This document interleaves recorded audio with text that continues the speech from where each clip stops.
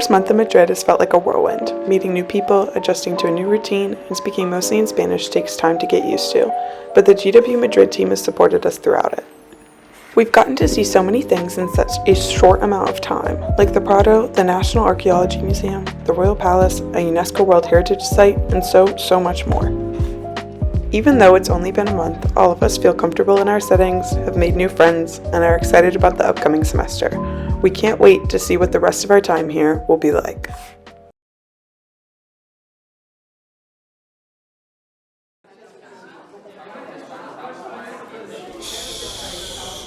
It's starting.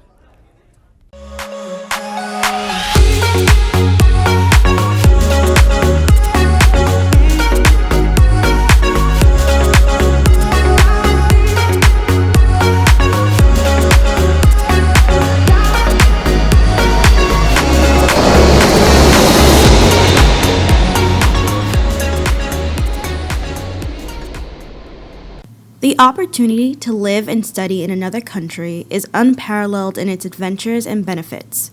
But the experience does not come without its challenges. This episode will discuss the components of culture and the stages of cultural adjustment to help you better understand the intricacies of cultural transition and gain more significant meaning from the experience when it occurs for you. To help you visualize what it may be like to get to know another culture, many experts use the cultural iceberg metaphor. The cultural iceberg suggests that there are facets of culture, known as surface culture, that are easily recognizable and most likely the first thing you notice when interacting with those of a different culture. This includes things like language, food, holidays, fashion, music, etc. However, this only represents a small portion of a country's cultural identity, much like the top of an iceberg only represents 10% of the iceberg. The surface culture is heavily influenced by what's underneath the surface, the deep culture, things like core values, communication style, concepts of self and time, approaches to decision-making and problem-solving, time management, hierarchical structures, and attitudes towards authority or elders. These are all things that we cannot see, but are crucial to understand and contextualize the visible cultural elements.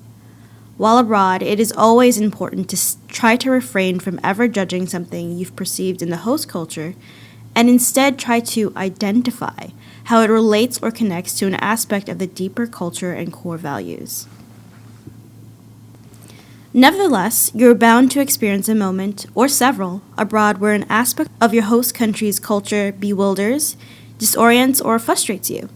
This is often referred to as culture shock, the feeling of disorientation experienced by someone who is suddenly subjected to an unfamiliar culture, way of life, or set of attitudes.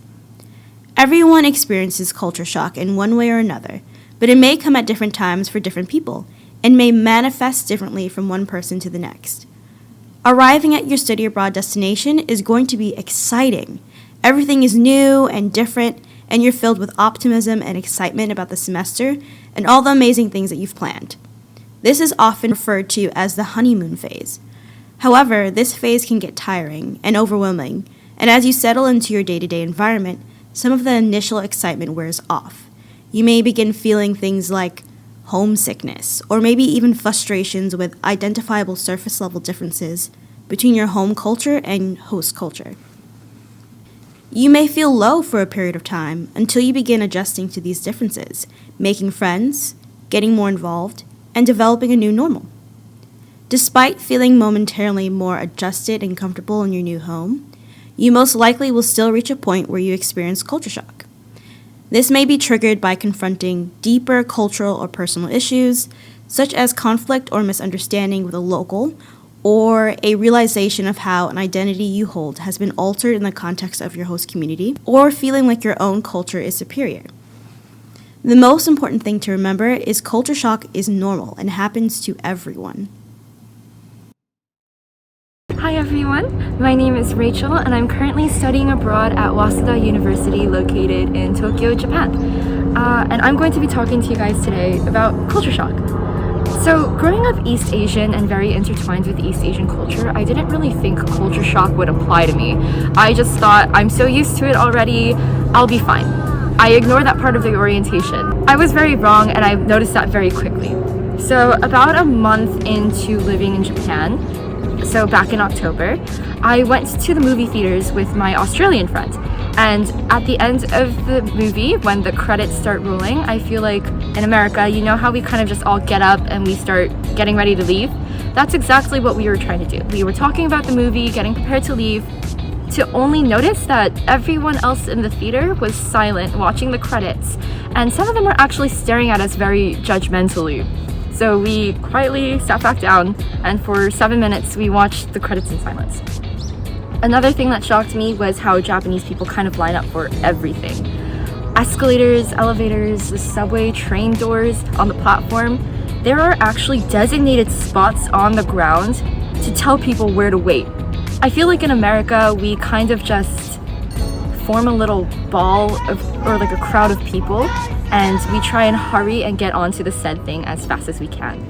I think this goes to show the difference of how Japanese people show respect and gratitude. For the credits, for instance, I feel like it's by sitting in silence and reading the credits, it's a way to show gratitude for the people who made the movie and were involved in the movie making process. And for lining up for things like elevators, escalators, and especially the subways, it shows respect to other people's time. Now, as a New Yorker, when I first came to Japan, I was kind of frustrated with all of this because it's like, I have other things to do. I'm on a schedule, I have places to be. So I just wanted to get on like the elevators and the trains as fast as I could. But obviously that's not socially acceptable. So I feel like in the past 4.5 months, Japan has kind of changed me to be a bit more of a patient person.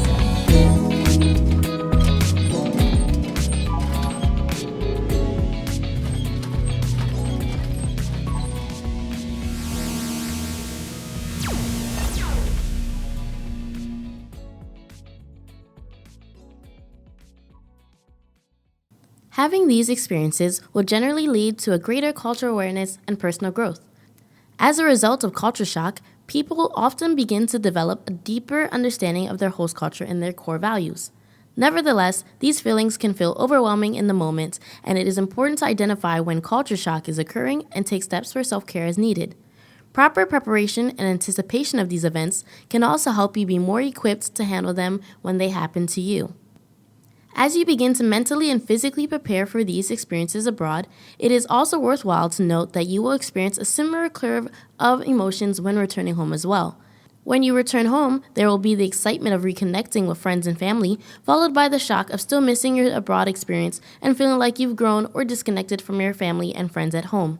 Similarly, as abroad, there will be an inevitable recovery and readjustment. Consider attending some of our re-entry programming upon your return from study abroad to help you navigate this readjustment. As previously mentioned, culture shock is different for everyone and can occur at any time. However, preparation and forward thinking is key. We've compiled this short list of tips to help you when you're experiencing culture shock. First and foremost, understand the symptoms and how they can manifest. This will help you recognize if and when it is happening for you. Homesickness, for instance, might manifest itself in ways like choosing to socialize with only American friends, spending excessive amounts of time alone, or calling friends and family from home. When you recognize you're feeling this way, try stepping out of your comfort zone and getting to know your new home and host culture a bit more. Explore new areas, do some further research on culture, or strike up a conversation with a local. Likewise, it is also important to develop a support network early on in your program. This could be friends, program staff, professors, host families, etc. You should also be ensuring that you have a balanced routine, prioritizing both self-care, entertainment, and academics. And lastly, don't be too hard on yourself. Remember that these are normal feelings, just like your transition into college life. Also remember that you don't have to be doing the most all the time to have a meaningful study abroad experience.